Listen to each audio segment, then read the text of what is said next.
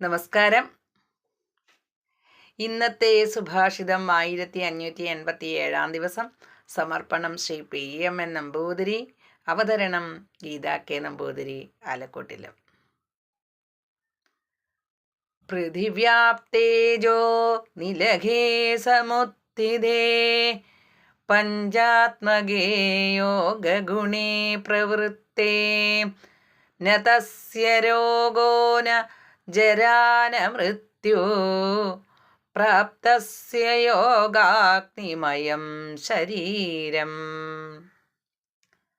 അർത്ഥം: